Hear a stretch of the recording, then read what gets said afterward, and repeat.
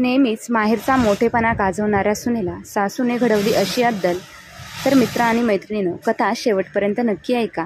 नक्की कथेमध्ये काय घडलं ते.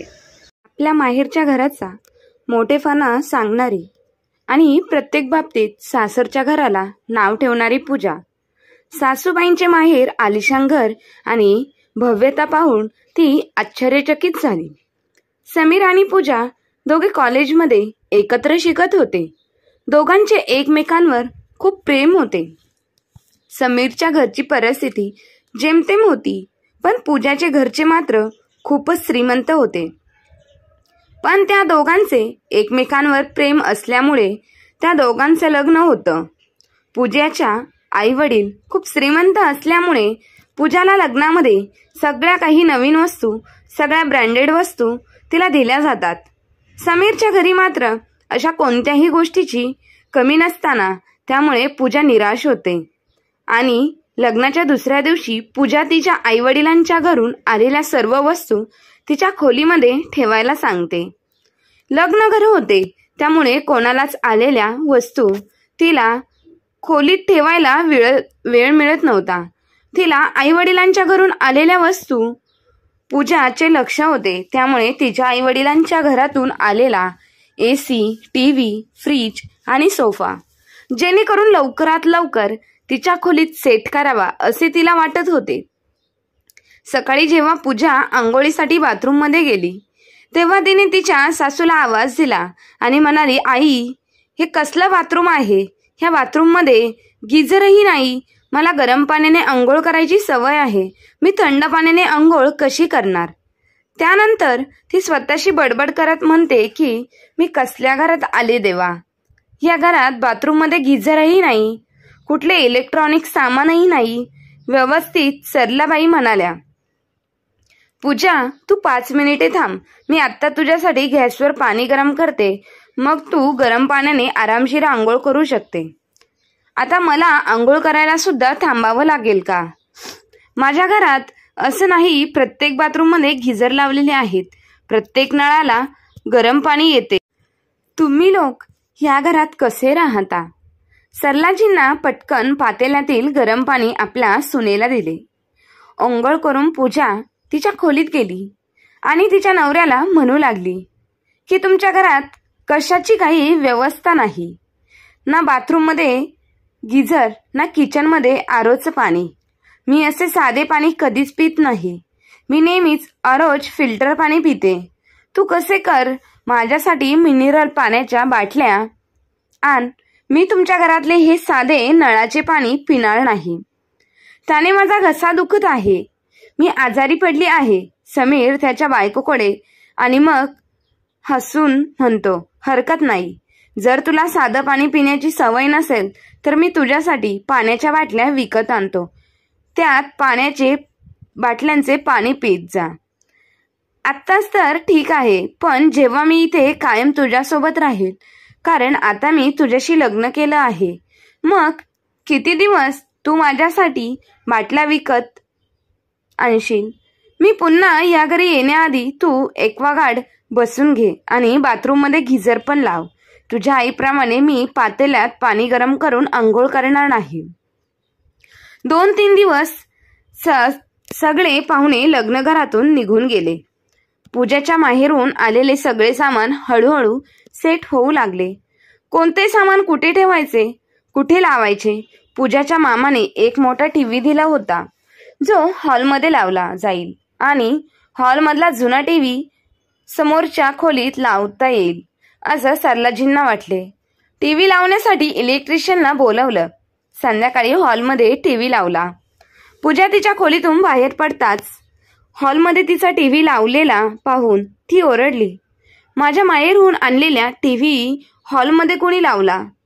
माझ्या वडिलांनी माझ्या खोलीत लावायला दिला आहे. मला न विचारता माझा TV हॉलमध्ये कोणी लावला? पूजाचे सासरे डायनिंग टेबलवर बसलेले होते आणि सरलाजी सोफ्यावर बसलेल्या होत्या. त्यांच्या सुनेचे बोलणे ऐकून ते थक्क झाले आणि त्यांनी विचारले की यात एवढे राग येण्यासारखे काय आहे? सरलाजी म्हणतात, पूजा, मला वाटले हा मोठा TV आहे, हा इथे चांगला दिसेल. यावर पूजा म्हणाली, लोकांना छोट्या टीव्हीवर बघायची सवय असेल, मला नाही. माझ्या माहेरच्या घरी खूप मोठा LCD टीव्ही लावलाय. म्हणूनच माझ्या वडिलांनी इतका मोठा LCD टीव्ही मला दिला आहे आणि मी तो माझ्या खोलीत बसून घेणार आहे. तो काढून टाका आणि माझ्या खोलीत लावा आणि जुना टीव्ही पुन्हा हॉलमध्ये लावा. मी माझ्या खोलीत तो जुना आणि भंगार टीव्ही लावून देणार नाही. सुनेचे बोलणे ऐकून सरलाजींना खूप वाईट वाटले.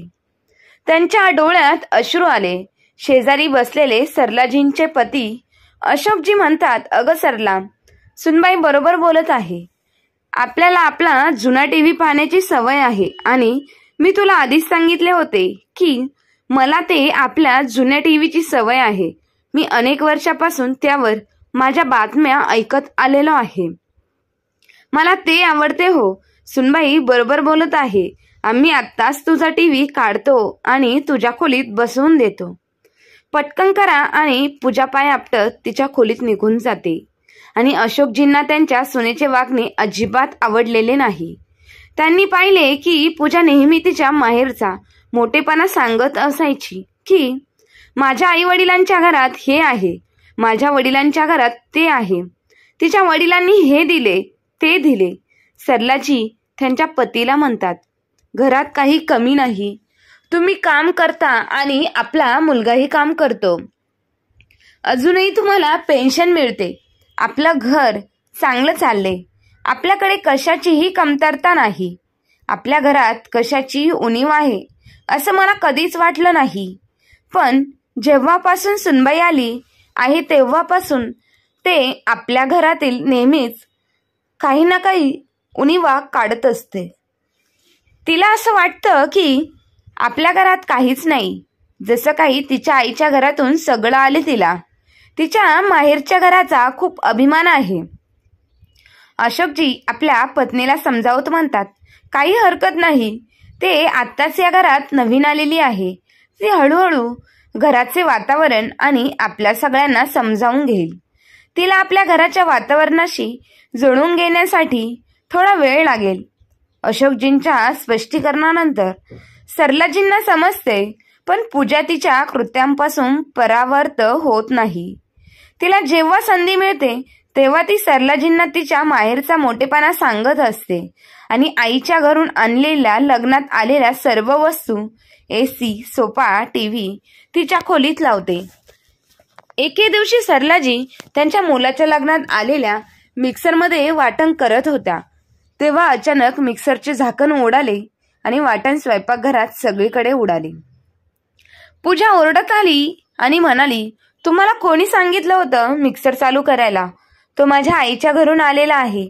वाटण बनवण्यासाठी तुम्ही तुमचा जुना मिक्सर वापरायचा ना. हा आधुनिक मिक्सर आहे. त्यात वाटण कसे बनवायचे हे तुम्हाला कळणार नाही. म्हणतात, हो बेटा, तुझं म्हणणं बरोबर आहे. हे सगळं आपल्या जुन्या मिक्सरपेक्षा पूर्ण वेगळं आहे. यामध्ये कोणतं बटन कुठे दाबावं लागतं हे कळत नाही. यावर पूजा म्हणते, होय, माझ्या वडिलांनी मला पूर्णपणे ब्रँडेड वस्तू दिलेली आहे. लोक असं काही दिलं नाही. माझे वडील नेहमी ब्रँडेड वस्तू विकत घेतात. त्यांच्या सुनेचे बोलणे ऐकून सरलाजींचे पुन्हा उदास झाल्या. आज पुन्हा सुनेने आईच्या घरचा मोठेपणा दाखवला होता. एक वाटून सुनेला विचारले, सुनबाई, तुझ्या माहेरच्या घरात जे काय आहे ते तुझ्या आईवडिलांच्या घरचे आहे, पण आता हे तुझं सासर आहे. सासरचे घर तुझे आहे. बहुतेक वेळास मी त्याच्या ऑफिसच्या कामात व्यस्त असायच्या. घरी सरलाजींनी अशोकजी आणि त्यांच्या सुनील सोबत असायचे. एका दिवशी सुनेला तिच्या आईच्या घरी जावं लागलं. सरलाजींना आपल्या सुनेसाठी 2 साड्या आणल्या आणि त्या तिला देतात. त्या म्हणाल्या, सुनबाई, तू तुझ्या आईवडिलांच्या घरी जात आहेस. मी तुझ्यासाठी 2 नवीन साड्या आणल्या आहेत. तुझ्या साड्या तुझ्या आईवडिलांच्या घरी रोजच्या रुटीनमध्ये घालू शकतेस. तुझ्या अंगावर खूप चांगल्या दिसतील त्या. मी तुझ्यासाठी विकत घेतलेल्या आहेत. प्रत्येकी 2000 रुपये किमतीच्या 2 साड्या आहेत. काय आई, माझ्यासाठी 2000 रुपये किमतीच्या साड्या आणल्या आहेत? मी 5000 रुपये किमतीच्या साड्या नेसते. माझे वडील दिवाळीला आमच्या मोलकरणीला 2000 रुपये किमतीच्या साड्या देतात. माझ्या लग्नाची एकही साडी 8,000 रुपयांच्या खाली नाही आणि तुम्ही मला फक्त 2,000 रुपये किमतीच्या साडी नेसायला दिली आहेत. तुम्ही दिलेली साडी माझ्या आई वडील पाहतील तर ते काय म्हणतील? तुम्ही तुमच्या साड्या तुमच्याकडेच ठेवा. मी माझ्या आई वडिलांच्या घरी या स्वतःतल्या साड्या नेसणार नाही. माझ्या आई वडील किती पैसेवाले आहेत हे तुम्हाला माहीत नाही का? तुमचे घर फक्त 3 खोल्यांचे आहेत. माझ्या आई वडिलांचे घर 3 मजली आहेत. माझे वडील या शहरातील खूप मोठे व्यावसायिक आहेत. समीर माझ्या कॉलेजमध्ये शिकत होता आणि मला तो आवडला होता. म्हणूनच माझ्या वडिलांनी माझे समीरशी लग्न केले. नाहीतर तुम्ही लोक माझ्या स्टेटसच्या जवळही नाहीत. शेजारी बसलेल्या अशोकजींना सुनेचे बोलणे सहन झाले नाहीत. त्यांनी अडवणूक केली आणि म्हणाले, बेटा, आता तू प्रेमविवाह केलेला आहे. मग यात कोण काय करू शकतो? तुला माझा मुलगा आवडला म्हणूनच तुझं लग्न झालं आणि हीच बाब आहे. स्टेटसचं पैशाने नाही तर एखाद्याच्या चांगल्या वागण्याने मिळतो. तो आपल्या कॉलनीत जाऊन विचार किंवा माझ्या ऑफिसमध्ये जाऊन विचार. माझं नाव आहे, किती आहे. तुला आवडत नसेल तर सरलाजीने आणलेल्या साड्या घेऊ नकोस. पण मुद्दा असा आहे की तू कोणत्याही छोट्या छोट्या गोष्टींवरून तुझ्या आईवडिलांचा मोठेपणा दाखवत जाऊ नकोस. अशोकजींचे बोलणे ऐकून सुनेचे तोंड उघडेच राहिले आणि आपले तोंड फुगवून ती तिच्या खोलीत गेली आणि पटकन दरवाजा बंद करून घेतला. सरलाजी आपल्या नवऱ्याकडे पाहतच राहिल्या. म्हणाल्या, तुम्ही तिला कशाला काही बोललात? यावर अशोकजी म्हणतात, नाही सरला, प्रत्येक गोष्टीत ती तुझा अपमान करते. मी जेव्हा तिला पाहतो तेव्हा ती तुला तिच्या आईच्या घरचा मोठेपणा सांगत असते. तू कोणापेक्षा कमी नाहीस. काही दिवसांनी प्रकरण चौटेवर आले. एक दिवशी पूजाच्या माहेरून फोन आला. तिच्या धाकट्या भावाची एंगेजमेंट आहे तर सगळ्यांना यावं लागेल. साक्षी तिच्या आईवडिलांच्या घरी जायची तयारी करू लागली. तिच्या आईवडिलांच्या घरी जायला लागल्यावर ती तिच्या सासू सासऱ्यांना सांगते की तुम्ही सर्व चांगले कपडे घालून या, स्वस्त कपडे घालून येऊ नका, नाहीतर माझ्या आईच्या घरी 4 लोकांसमोर माझी आणि माझ्या आईवडिलांची इज्जत घालवाल. असे सांगून ती पुढे 2-3 दिवस अगोदर तिच्या माहेरी गेली. लग्नाच्या दिवशी मुलगा समीर त्याच्या आईवडिलांसह सासरवाडीला पोहोचला.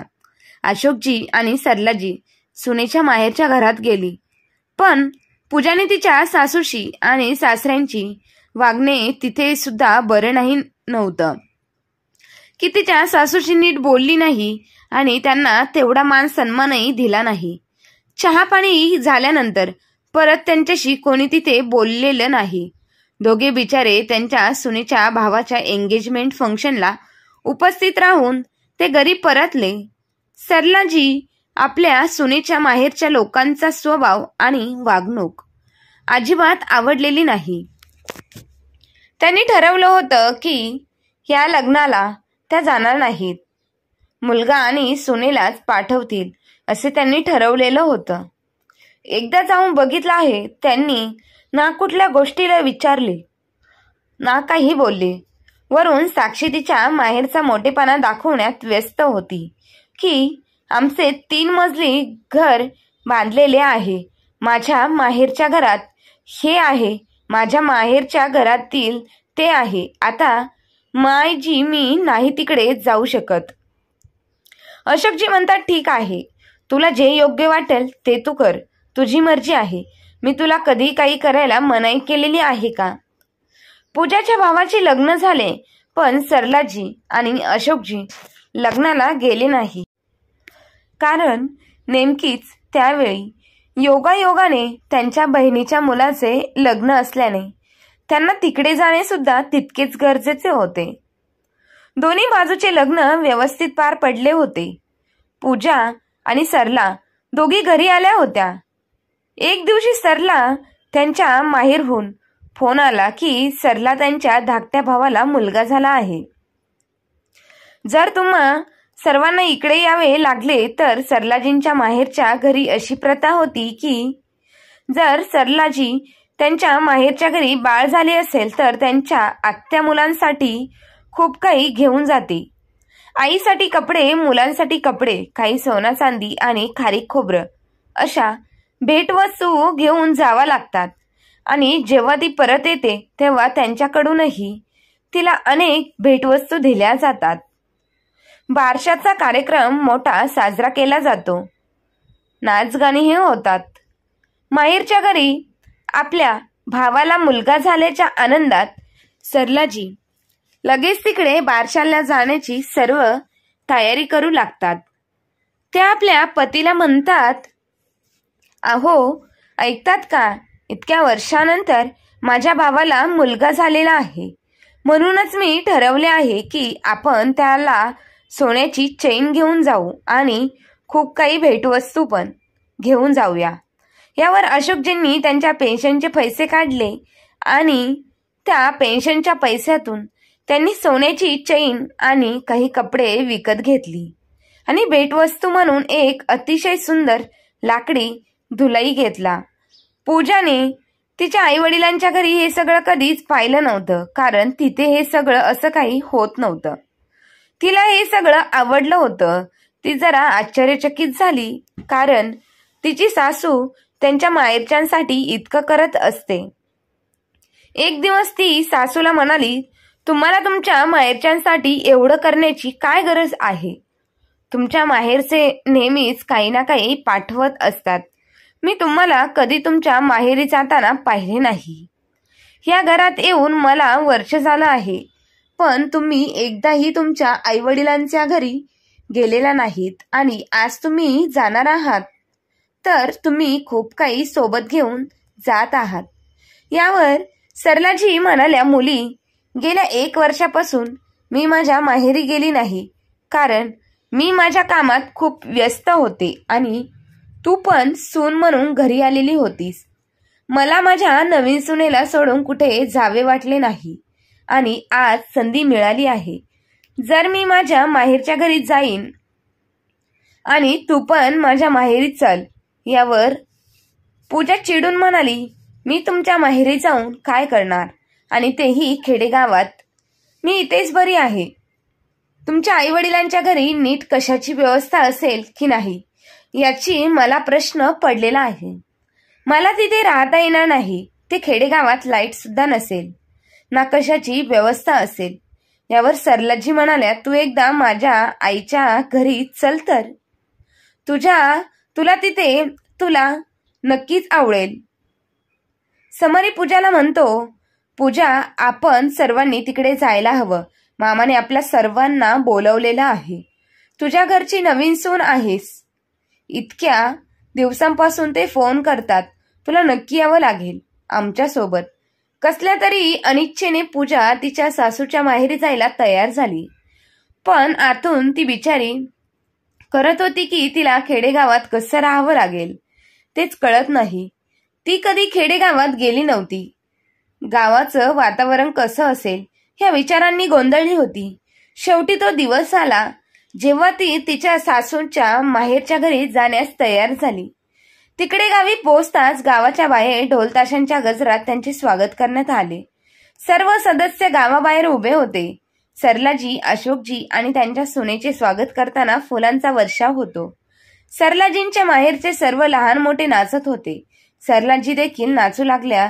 तेव्हा सरलाजींचा मोठा भाऊ समोर दोघे घोडे जोडलेले एक सुंदर गाडी घेऊन आली. त्या गाडीत ते त्यांची बहीण मेहुणे आणि त्यांच्या सुनेला घेऊन जात होते. त्या सर्वांना घेऊन त्यांनी घोडागाडीतून गावात फेरी मारली आणि त्यांच्या जल्लोषाचे स्वागत केले. कारण तिला वाटले होते की सासूचे माहेर हे खेडेगावात आहे आणि तिथे हे असे काहीच होत नाही. पण इतकं सगळं पाहून थक्क झाली. जेव्हा गाडी सासूबाईंच्या घराबाहेर जाऊन थांबली तेव्हा पूजाला समोर एक मोठा घर दिसलं. मोठ्या घरात 4 ते 6 घरे एकत्र बांधलेली जातील असं वाटत होतं. पूजा डोळे मोठे करून तिच्या सासूचे माहेरचे घर पाहत होती. घरात प्रवेश करताना संपूर्ण घर सेनामातीने सारवलेलं होतं. सुंदर असं घराचे छत होतं. लाल कौलारू होतं. घराचा हॉल तर इतका मोठा होता की त्यात एका वेळेस 3 कार बसू शकतात. घराच्या समोर मोठे अंगण होते. अंगणाच्या बाहेर एका बाजूला गाई म्हशी होत्या तर दुसऱ्या बाजूला लहान मुलांना खेळायला जागा होती. तसेच झाडाला बांधलेला एक सुंदर झोका होता ज्यावर लहान मुले आनंदाने झोका घेत होती. घराच्या मागच्या अंगणात सर्व पालेभाज्यांच्या बाग लावलेली होती. इतकं भव्य घर बघून पूजाला धक्काच बसला होता. असं घर तिने कधीच पाहिलेलं नव्हतं. कारण अशी मोठी घरे शहरांमध्ये नसतात. मोठी घरे फक्त खेड्यामध्येच दिसतात कारण तिथे सर्व एकत्र कुटुंब राहत असतात. तेवढ्यात सरलाजींची मोठी वहिनी येते आणि त्यांचे पाय धुते आणि त्यांना खूप आदर देते. वेगवेगळ्या गोड पदार्थांपासून जे घराच्या गाईच्या शुद्ध तुपापासून बनवण्यात आले होते त्यांनी सर्वांचे तोंड गोड केले जाते. त्यानंतर जेवायची वेळ आली तेव्हा ताटात 6 प्रकारच्या भाज्या वाढल्या जातात. 2 प्रकारचा भात वाढला जातो जो त्यांच्या शेतात पिकवला जाणार असतो. प्युअर इंद्रायणी तांदळापासून बनवलेला असतो आणि बरेच विविध प्रकारचे पदार्थ वाढले जातात. रात्री जेवल्यानंतर सगळे गप्पा मारायला घराच्या अंगणात बसतात. पण पूजाला विचार करत होती की ती तिच्या सासूला हे कधी म्हणणार की आई, तुमच्या माहेरचे घर खूप चांगले आहेत पण तुम्ही मला कधीच सांगितले नाही. शेवटी तिला संधी मिळाली आणि ती सासूच्या जवळ गेली. त्यांच्या शेजारी बसून विचारले, आई, तुमच्या माहेरचं घर इतकं मोठं आहे, तुम्ही मला कधीच का नाही सांगितलं? मुली, माझा भाऊ खूप मोठा जमीनदार आहे. या गावात सर्वाधिक शेती माझा भाऊ करतो. त्याच्यासोबतच तो गावातील सरपंच देखील आहे. आणि जेव्हा उद्या सकाळी तू आमच्या शेतावर जाशील तेव्हा देखील फार्म हाऊस पाहून तुला खूप आनंद होईल. आई, मामांचे इथे फार्म हाऊस आहे सुद्धा? अरे बापरे. हो मुली, माझ्या धाकट्या भावाने जवळ शेतावर एक फार्म हाऊस बांधलेले आहे. त्याच्या मागे जवळ एक विहीर सुद्धा आहे. त्यातच आम्ही लहानपणी पोहायचो सुद्धा. तिथे बागकाम सुद्धा केले जाते. खरं तर घरातल्या सगळ्या भाज्या तिथूनच येतात. बाहेरून भाजी कधीच विकत घ्यावी लागत नाही. इथे प्रत्येक जण ताजी भाजी खातात. सासूच्या आई वडील इतके श्रीमंत आहे आणि गावात राहून सुद्धा मामाकडे 3 कार होत्या. त्यांच्याकडे एवढं मोठं घर, फार्म हाऊस, ट्रॅक्टर, एवढी जमीन आणि मालमत्ता आहे. हे सासूबाईंचं हे ऐकून पूजाला धक्का बसला. कारण त्याच्या सासूबाईंच्या माहेरी 3 कार होत्या. ते खूप श्रीमंत होते. एवढे मोठे घर, शेती, फार्म हाऊस, एवढी मोठी जमीन, जाहिरात होती की पण तिच्या सासूने कधीच त्याचा उल्लेखही केलेला नाही किंवा त्यांच्या माहेरच्या घराबद्दल कधीच मोठेपणा सुद्धा कधी दाखवलेला नाही. पण मी माझ्या सासूबाईंना माझ्या माहेरच्या घराचा नेहमीच मोठेपणा सांगत आले. आज सासूबाईंचे माहेरचे घर पाहिल्यानंतर मला स्वतःला आईवडिलांचे घरही नसते वाटत होते. माझ्या सासूबाईंच्या घरी माझ्या माहेरच्या घरापेक्षा खूप दबदबा होता. माझ्या माहेरचे घर फक्त 3 मजल्यांचे आहे आणि ते 1 गुंठ्यात, पण इथे पूर्ण 3 गुंठ्यात एक घर बांधलेले होते. आता पूजाला त्याच गोष्टी पुन्हा पुन्हा आठवत होत्या. जमातीने सासूबाईंना तिच्या माहेरच्या घराबद्दल खडसवले होते, पण आता तिला ह्या गोष्टीचा आतून पश्चाताप होत होता आणि ती विचार करत होती की ती कधी घरी पोहोचेल आणि तिच्या कृत्याबद्दल सासूची माफी मागेल. 5-6 दिवस माहेरी राहिल्यानंतर सरलाजी, अशोकजी आणि त्यांची सून आणि मुलगा त्यांच्या माहेरची माणसाकडे कपडा लत्ता दागदागिने देऊन मान सन्मान करून सर्वसामान्यांसह पाठवणी केली जाते. घरी गेल्यावर पूजा तिच्या सासूबाईंच्या खोलीत गेली आणि म्हणाली, आई, तुमच्या माहेरच्या घरातले सगळे खूप श्रीमंत आहेत. तुम्ही त्या चांगल्या कुटुंबात आहात, पण तरी तुम्ही मला कधीच सांगितले नाहीत की तुम्ही पण खूप चांगल्या कुटुंबातून, श्रीमंत कुटुंबातून आलेले आहात. हे चांगलं आहे की मी खूप वेळा तुमचा अपमान केला आहे. आता मला माझ्या आईच्या घरचे वर्चस्व दाखवून खूप वाईट वाटले. मला माफ करा. सरलाताईंच्या सुनेला सांगतात, मुली, मी नेहमीच अनेक सुखसोयींनी वाढलेली आहे. माझ्या घरी खूप काही श्रीमंती होती. मला कोणत्याही गोष्टीची कमी नव्हती. तू बघितलेच आहे, माझ्या माहेरच्या घरी कशाची कमतरता नाही. माझे वडील हे आमच्या गावचे सरपंच होते आणि आता त्यांच्यानंतर माझा भाऊ तिथला सरपंच आहे. माझ्या वडिलांनी माझे लग्न अशोकजींसोबत केले होते. अशोकजी शाळेतील एक अतिशय प्रामाणिक शिक्षक होते. त्यांच्या प्रामाणिकपणावर प्रभावित होऊन माझ्या वडिलांनी त्यांच्याशी माझं लग्न लावून दिलं. त्यांची आर्थिक परिस्थिती फारशी चांगली नसली तरी माझ्या वडिलांनी मला आर्थिक मदत करण्याचा अनेक वेळा प्रयत्न केला होता, पण अशोकजींनाही आवडले नाही. त्यांनी घर चालवण्यासाठी सासऱ्यांकडून पैसे घ्यावे लागते, त्यामुळे त्यांचा स्वाभिमान दुखावला असता. घर चालवण्यासाठी मी माझ्या माहेरच्या घरातून पैसे घेतले असते, पण नवऱ्याचा मान राखण्यासाठी मी माझ्या माहेरच्या घराची मदत कधीच स्वीकारली नाही. मुली, पैशापेक्षा आदर महत्वाचा आहे. आणि माझ्या माहेरच्या घरी जाऊन तू पाहिले असेल की माझ्या आई वडील आणि माझे भाऊ माझ्या नवऱ्याचा आणि माझ्या मुलांचा, तुझा देखील तिथे आदर करतात. आणि आता तू सांग, पैसा महत्वाचा आहे की आदर? जर मी माझ्या आईच्या घरून पैसे घेतले असते तर माझा भाऊ आणि माझी वहिनी नेहमी विचार करत असते की आम्ही माझ्या आईच्या पैशांवर जगतो, पण आज मी माझ्या माहेरी आदराने जाते. सासूचे बोलणे ऐकून पूजाने त्यांना घट्ट मिठी मारली आणि जोरजोरात रडायला लागली. आई, आज मला तुमच्याकडून नवीन खूप काही चांगले शिकायला मिळालं. मी माझ्या आईच्या घरी या सर्व गोष्टी कधीच शिकले नाही. ज्या गोष्टी मी शिकायला हव्या होत्या मला नेहमीच त्याच गोष्टी आठवतात. माझ्या माहेरचं घर आणि मी तुमचा खूप वेगळा केलेला अपमान. आता मला स्वतःवरच राग येत आहे. प्लीज मला माफ करा आई. इथून पुढे असं कधीच करणार नाही. सरलाजींनी आपल्या सुनेला माफ करतात आणि साक्षी देखील तिच्या सासूची चांगली वागवू लागली. तर मग मित्रांनो, समोर बघून एखाद्याला कमी लेखणं किंवा त्याची तुलना आपण श्रीमंतीसह बरोबर करणं कधीही बरोबर नाही. तर मग मित्र आणि मैत्रिणींनो, तुम्हाला आजची ही कथा कशी वाटली कमेंट बॉक्समध्ये नक्की कळवा. आणि कथा आवडली असेल तर आपल्या चॅनलला लाईक, शेअर, सबस्क्राईब नक्की करा. धन्यवाद.